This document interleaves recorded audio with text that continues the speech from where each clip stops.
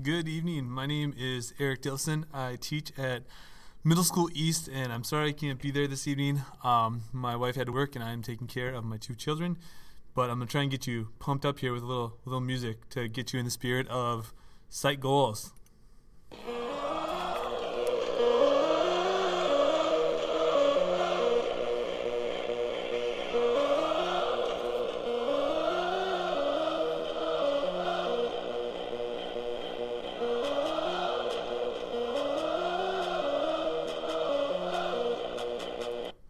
Okay, well, I'm not there. I can tell, I can sense that you guys are ready to listen and learn right now. So I'm just going to talk through these and give you the highlights. So our first goal is for student achievement, and we want to have a 73% goal of our students will be meeting their academic growth based on the NWA MAP scores. One of the ways that we hope to do that is through using common assessments, curriculum maps, and data throughout the year from formative assessments. And another way that we plan on doing that is we have clusters of different groups of students who have different needs. And so by focusing on some of those clusters, like our EL students, our English language learners, we're hoping we can help those students make gains, and that will reflect that in their NWA scores.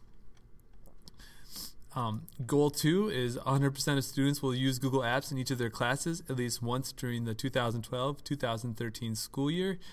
And that goes with our staff development goal, where the staff is going to use at least one Google app in one of the trimesters throughout the year. So most of our students, I think, are becoming more and more familiar with that. I know social studies has used Google Apps for a while. Google Docs is great for collaborative group projects because multiple people can be on the document and editing the document at the same time. And I use Google Docs, as well as other history teachers use it every single year for group projects. Goal 3 is about increasing school and family partnerships. So one of the ways that we are approaching our third goal is to start some PLCs, a grading PLC, which is a professional learning community. Many other districts have PLCs going on, so this is something that we haven't done. We've done lots of things, but this is a new acronym we're adding to the mix.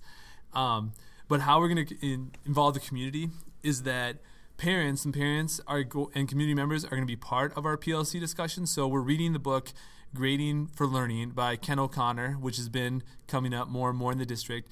And it talks a lot about assessment and what we're assessing and what is important in our classrooms and how we focus on that and shape that.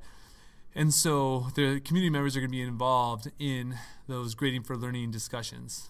And we're also going to be continuing to talk about formative and summative assessment, which we have been doing and will continue to keep learning and sharing how we are using formative and summative assessment effectively in our classrooms.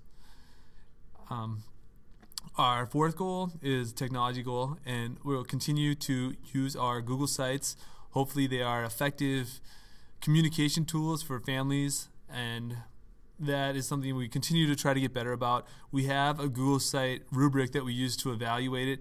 So hopefully, again, it's clear for parents where they can find the assignments, where they can see what was done in class that day, and they can see the homework. Those are the main categories that community members have frequently mentioned. So we try to make sure that those sites are useful for parents and students. Another goal of ours is goal 5, and it's about community service. So throughout the year, we are trying to make sure that everyone's using at least one opportunity to have community service in their classroom. And we're really focusing on local community service this year. So, sometimes people always think it has to be some drive where you're collecting money or collecting food, and those are great, and those are wonderful causes, but also kind of our school community or the neighborhood around our school, ways that we can improve our community locally. And that is a brief and rapid overview of our goals for the year. If you have any questions, feel free to direct them to Mr. Canton. He's a poor substitute for myself, but he probably should be able to answer them for you. Thank you, and have a good night.